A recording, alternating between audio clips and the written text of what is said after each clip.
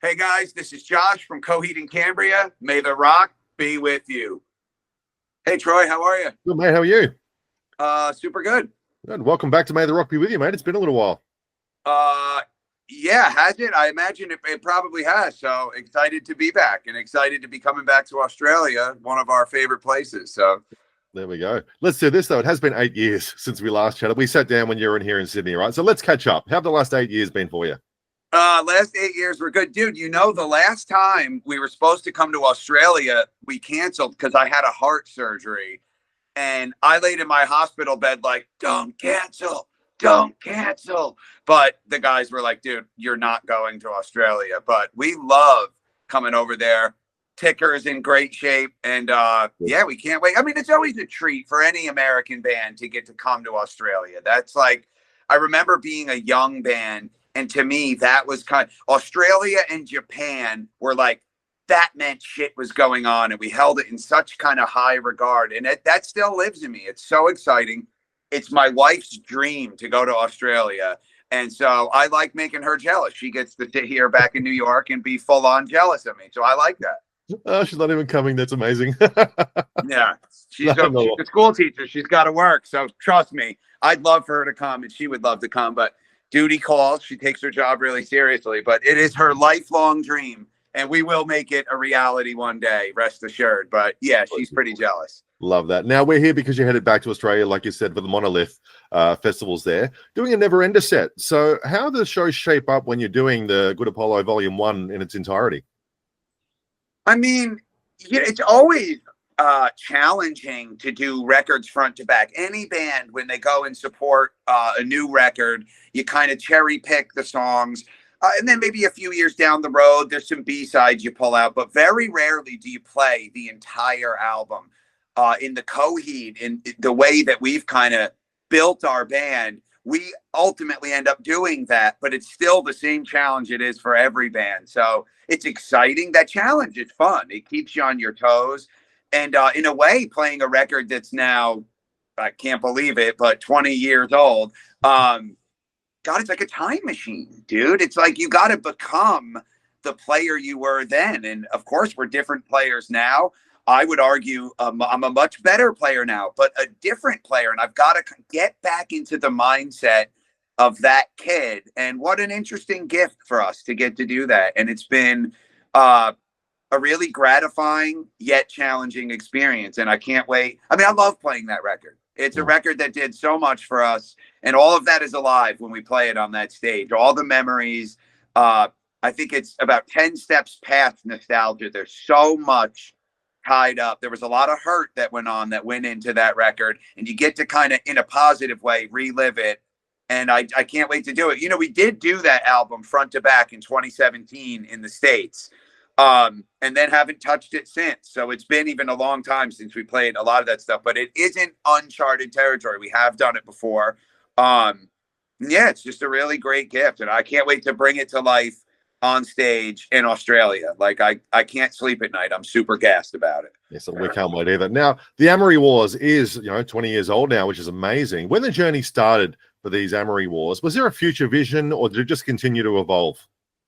Gosh, man, I don't know that I wasn't armed with this brain that I have now, an adult's brain. I don't know that any of us gave it that much thought. I mean, I can't really speak for anybody else, but I think Claudio was in such a creative place. He was just, I'm going to do this and I'm going to do this and I'm going to do this, and not fully. I think you dream, you hope that you'll be standing in 20 years still doing this. But I don't know that we actually really thought it out. And I think we all feel so, I mean, I don't want to sound corny, but blessed. I mean, sometimes I really have to pinch myself, not only 20 years down the road, but, Coheed in the States continues to grow. Some of our biggest shows of our career are in the last handful of years. And just feel really lucky. And however it shaped up, whether it's the Amory Wars or these kind of highfalutin concept records, a chance to be creative and to flex your creative spirit and muscle this many years in, we're some lucky sons of bitches, man. And I think that's not lost on us. So, yeah, I don't know if that answers the question, but I know we're lucky.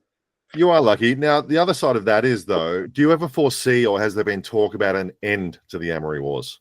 Well, I'm never allowed to say too much storyline wise. And dude, like just human to human, I'll get like some deep info or like some hush hush info. And then I think I've got this like bit and then it changes and nobody tells me. So I think I have this like awesome little seed of info. I think with Claudio and the story, of which I'm not involved in at all. Like I don't even really like to know the story a lot of times. I know like the kind of big overtures or the kind of major plot points, but the music speaks so loudly to me. Sometimes the story can rob me of that. So I don't like knowing all the little delicate details. Whether there's an ending or not, I definitely am not allowed to say, but I do know some things, but I guarantee you they'll change in a month, in a year, in a day, in an hour, because he's constantly writing, constantly creating. So who the hell knows? Your guess is as good as mine, friend, honestly. Amazing. I love it. What I did love, though, is I'm a huge fan of The Color Before the Sun. That was the first time you stepped away from the Amory Wars. That turns 10 next year. You know, the band's only departure from it. Was there something you consider doing again, or you set on your ways now in continuing the story? Man, I haven't heard any talk of, what's funny is somebody who's like, yeah, I don't really like to dig into the story. When I found out we were going to do a record that was storyless, I was like, are you sure, man? Is that like, because it's become it's a part of the DNA of this band. Somebody had asked me the other day, what do you think Coheed will be remembered for? And I said, I think we'll be remembered for being the first band that our entire discography, sans that one record, followed one continuous story. I think that's where it's a first. And I think doing anything is a first when so much great art has been done, is worthy of mentioning. In terms of The Color Before the Sun, to answer your question, I mean, it's funny, the fans, and we've kind of said in these sound bites and press clippings that it was just so personal that it couldn't have a story, but all the records are so personal. That's what's funny. All of these records are deeply personal and always mined from real life. So I think it was just an experiment. What was the left turn that we could do? We're like a sci-fi comic book, proggy, weird pop nerd band. What's the thing we can do that's a left turn?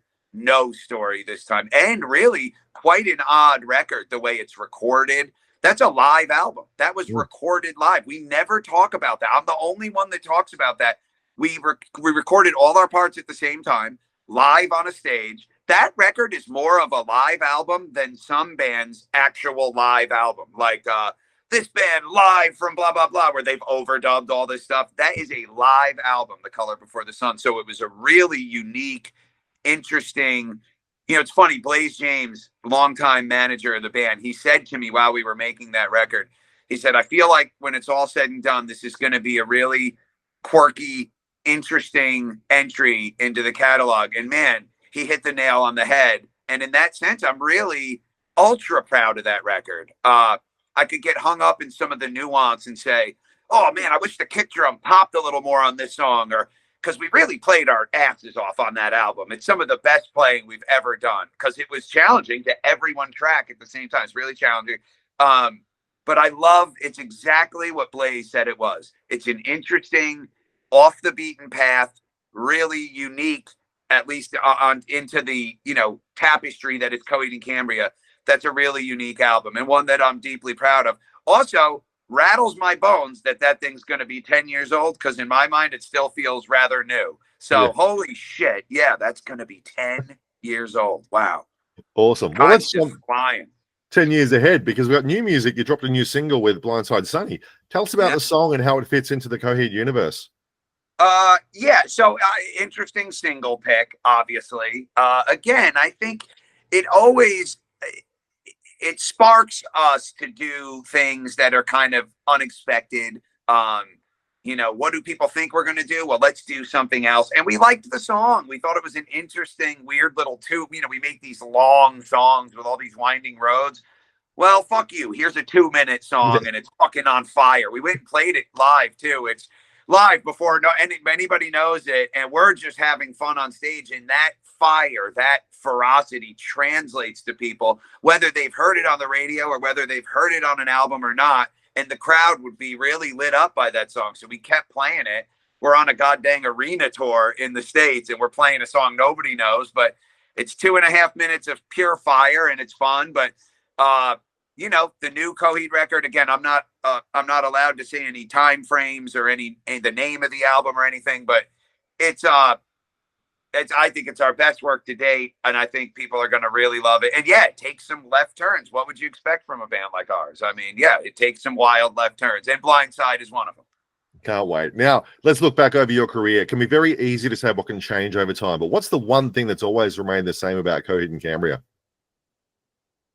It's a great question. The one thing that always remains the same, and forgive me if this is like a cliched kind of on the nose thing, is that we always give 100% on the stage, and we always want, you know, we're very aware, and I think thankful that people have come and spent their money and spent their time and their energy to come and see us, and we give everything we got. Still, I remember as a kid putting my arm around Claudio, and we'd lose 4 to 6 pounds of sweat on that stage. That's the real number of water that comes out of us during a show, and that's still true to this day, that we haven't kind of parked it and chilled out. I imagine that might happen one day. If we're still here at 60, I don't know that I'm going to be losing 6 pounds of sweat per show, but we still give it every ounce of energy, and I'm really proud of that. Excellent. Now, the one thing I never got to ask Claudio about was you did Jesse's Girl too, which I loved, right? Have you ever thought about doing an album of continuing songs? Like, I want to know what happened to Tommy and Gina from Living on a Prayer. Like, what are there going to be part 2s from all these other songs you guys can do along the way? Oh, man, let me tell you, I wish, dude. So when we're in the studio, right, we're having fun, and we kind of just got together to, like, let's go in the studio with nothing. And people, I think, sometimes think we're, like, this ultra serious. But if you look back through our videos, we've made some really funny videos. At our heart, sometimes we just kind of revert back to being 15-year-old kids laughing at farts and writing songs like Jesse's Girl too, which was all of our ideas, and we're all throwing around like, dude, what 8675308? Like, let's you know, and just having fun. We should do. You just gave me a great idea. We should do a whole album of part 2s of like world famous songs like that. That's a really fantastic idea. I love that. We'll have to give you a credit on the record. I love that idea. That's remember that it's on video now. I want that on there. That'll be amazing. Yeah, you got it. You got me dead to rights, but that's a really great idea. We thought it would just be fun when Rick had agreed to do the song. We were just over the moon. And again, it's just another kind of fun thing that Coheed did that I view as like a left turn. But again, it's like a bunch of guys that have known each other since we were kids, just having fun playing music. And I think that's really beautiful. And it was also during COVID, when a really scary time. Maybe we needed to laugh a little bit and just do something for fun. And in that sense, it like really served us and served its purpose. I love that song. I love the idea of doing more stuff like that. I really, truly look forward to hearing it. I look forward to hearing it. All right, one last one, mate. We always look ahead to the future with a prediction. So I want you to finish this sentence for me.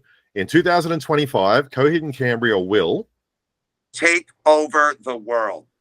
Yes. Do it. I got serious. That's my answer. Take over the world. It's going to be a big year for us. There's a lot coming up. And you know what? 24 was a big year for us. And hopefully it's a trend that continues. So let's go. Mate, I can't wait to see you in Sydney in a couple of weeks now. It's going to be amazing for the festival. Always great seeing you guys live. It's an absolute treat. Yeah, make sure you come up and say hi, dude. I appreciate your time. Hopefully I was okay for you. You certainly were. I look forward to seeing you, mate. Rock and roll, brother. Thanks, Josh. Thanks for checking out our interview with Josh from Coheed and Cambria. Make sure you like and subscribe to our YouTube channel. Lots more interviews, lots more coming up, but also make sure you check out maytherockbewithyou.com.